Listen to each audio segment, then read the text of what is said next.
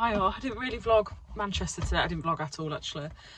Just got back to the car. Steve's gone to a shop in Grimsby.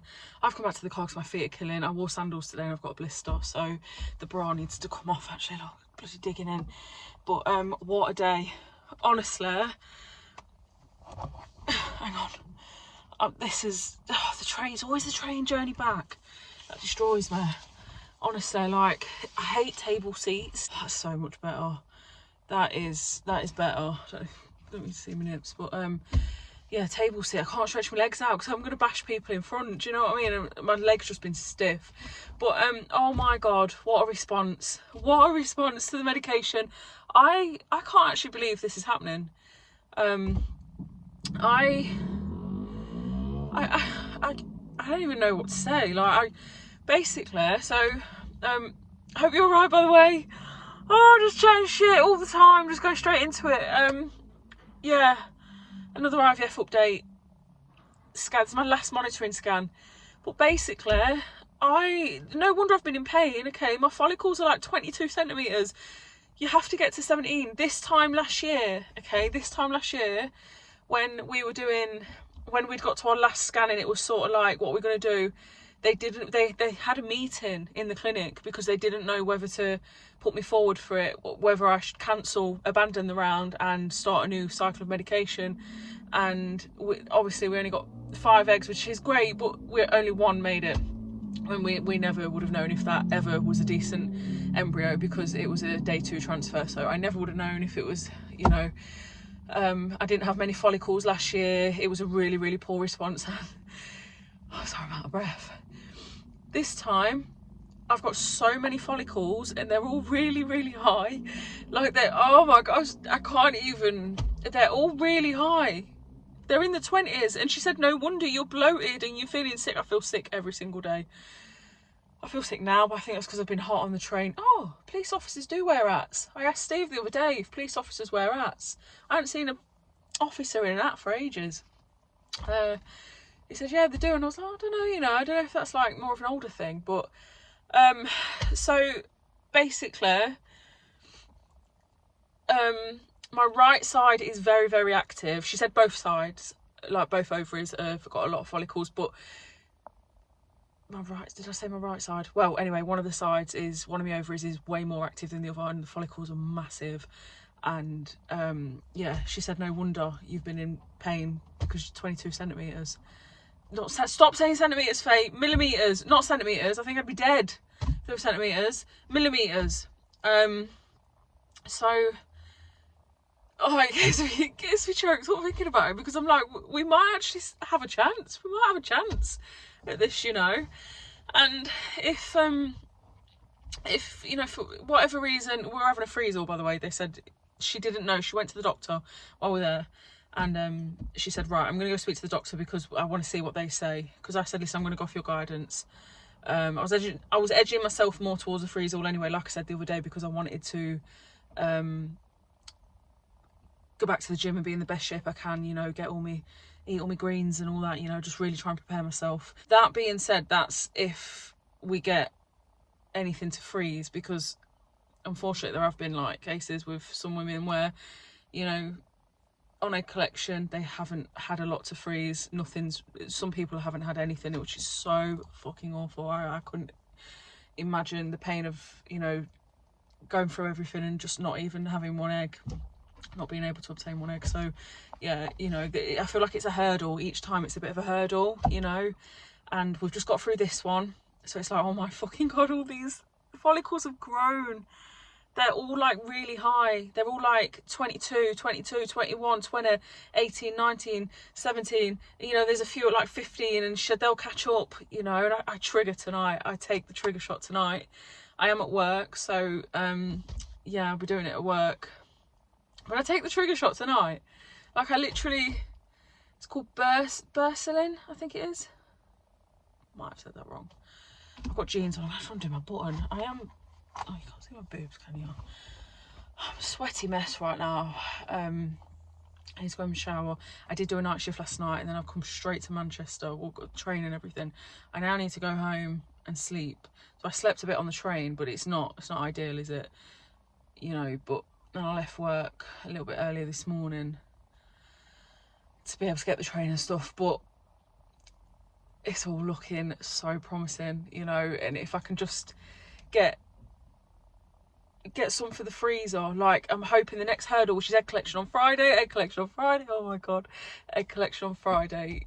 Steve is so excited and he is such a babe, like he is literally like, I can't even tell you, do you know, he's been so affectionate and loving, and he is anyway, he's that kind of person, but he's just been,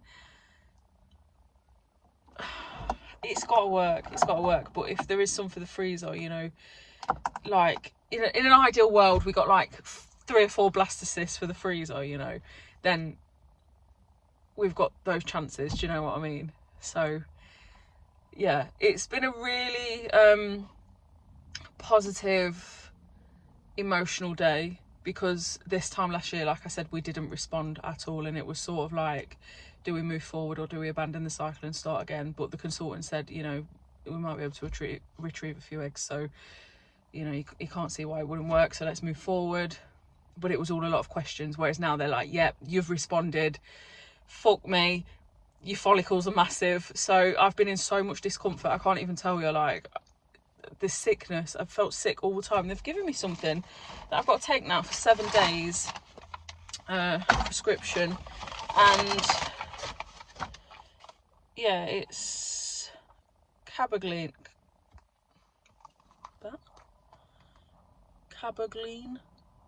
Well, anyway, I got to take those tablets for 7 days now, and she said they are going to make you feel very sick. So I'm like, great. But you know what? I'm not moaning. I'll take this all day long. You know, it's worth it. It's so worth it. It's just, I'm just telling you, like, you know, how it's made me feel. Like, it's been rough. It has been rough, honestly. Like, I'm having to keep really still so I don't throw up in times, you know. And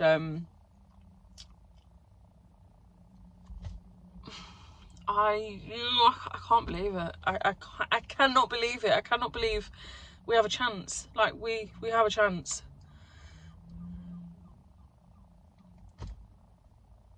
I could see on the screen. She went, that's a big, she was like, look at the size of this one. And just massive follicles. And it was really uncomfortable, obviously, the internal scan, like, because she said your ovaries are so close together because everything's just grown. You know, the polyp is still an issue. Okay, so it looks like it's got slightly bigger, and she said it looks like there's like a blood vessel or something going to it, almost like feeding it. Does that make sense? Doesn't make sense to me.